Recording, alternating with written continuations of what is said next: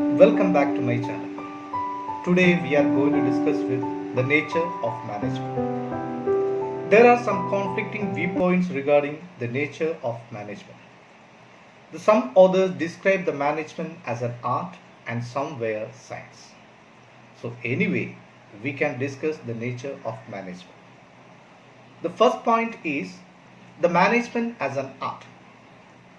For fulfilling the art performance, the people have the following characteristics. 1. Practical knowledge. 2. Personal skill. 3. Concrete result. 4. Creativity. 5. Perfection. Here the management satisfy all these features. That is why the management as an art. നമുക്കറിയാം ഒരു പാട്ട് പാടണമെങ്കിൽ ഒരു dance perform ചെയ്യണമെങ്കിൽ ഈ പറയപ്പെടുന്ന സ്വഭാവ ഗുണങ്ങൾ നമ്മളിൽ ഉണ്ടായിരിക്കണം. അങ്ങനെ ഉണ്ടാകുന്ന ഒരു വ്യക്തിക്ക് മാത്രമേ നല്ല രീതിയിൽ പെർഫോം ചെയ്യാൻ പറ്റത്തുള്ളൂ. ഇവിടെ ഈ പറയപ്പെടുന്ന സ്വഭാവ ഗുണങ്ങൾ ഉള്ള ഒരു മാനേജ്മെന്റിന് മാത്രമേ നല്ല രീതിയിൽ അവരുടെ പ്രവർത്തനങ്ങൾ കാഴ്ചവെക്കാൻ സാധിക്കത്തുള്ളൂ. So here the management satisfy all the features of an art. That is why we can call it as an art. So the second point is the management as a science. So നമുക്കറിയാം, the science refers to the systematized body of knowledge acquired through observation and experiments. ഇതിന് ഇനി പറയുന്ന ചില സ്വഭാവ ഗുണങ്ങൾ ഉണ്ട്. എന്തൊക്കെയാണ് ആ സ്വഭാവ ഗുണങ്ങൾ? 1. സിസ്റ്റമാറ്റൈസ്ഡ് body of knowledge. 2. Principles developed through observation and experiments. 3. Principles are exact and universal applicability. 4. Cause and effect relationship. 5. Validity ഉണ്ടായിരിക്കണം. സോ ഇത്രയുമാണ് ഒരു ശാസ്ത്ര ശാഖ ഉണ്ടാകാൻ ഇടയുള്ള സ്വഭാവ ഗുണങ്ങൾ. So here also the management satisfy all the characteristics features of a science. So that is why we can call the management as a science. So the third point is the management is both science and art. മാനേജ്മെന്റിനെ science എന്നും വിളിക്കുന്നു, art എന്നും വിളിക്കുന്നു. Answer is simple. നമ്മൾ നേരത്തെ നോക്കിയതുപോലെ സയൻസിൻ്റെയും ആർട്ടിൻ്റെയും എല്ലാ സ്വഭാവ സവിശേഷതകൾ മാനേജ്മെന്റ് സാറ്റിസ്ഫൈ ചെയ്യുന്നത് കൊണ്ടാണ് മാനേജ്മെന്റിനെ science as well as art എന്ന് വിളിക്കപ്പെടുന്നത്. അടുത്തതായി മാനേജ്മെന്റ് ആസ് എ പ്രൊഫഷൻ എന്താണെന്ന് നോക്കാം. നമുക്കറിയാം, A profession is an occupation backed by specialized knowledge and training which is regulated by a representative body. ഈ കോവിഡ് കാലത്ത് നമുക്ക് ഏറ്റവും സുപരിചിതമായ ഒരു വാക്കാണ് IMA, Indian medical association.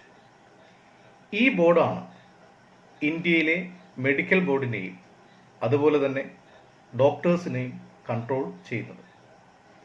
So അതുപോലുള്ള ഒരു റെപ്രസെൻറ്റേറ്റീവ് ബോഡി മാനേജീരിയൽ പേഴ്സൺസിനെ കൺട്രോൾ ചെയ്യുന്നതിന് വേണ്ടിയിട്ട് നമുക്കുണ്ട്.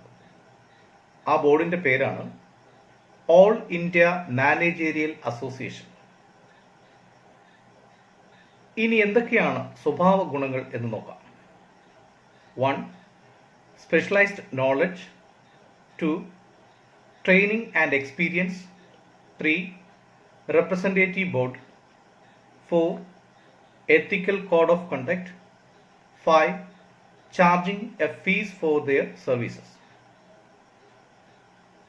ഇവിടെയും പ്രൊഫഷന്റെ എല്ലാ സ്വഭാവ ഗുണങ്ങളും മാനേജ്മെന്റ് സാറ്റിസ്ഫൈ ചെയ്യുന്നതുകൊണ്ട് മാനേജ്മെന്റിനെ നമുക്ക് ഒരു പ്രൊഫഷനായി കാണാം.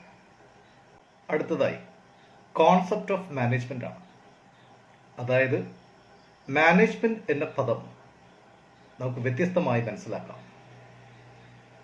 പ്രധാനമായി 4 വ്യത്യസ്ത സങ്കല്പങ്ങളാണ് മാനേജ്മെന്റിന് ഉള്ളത്.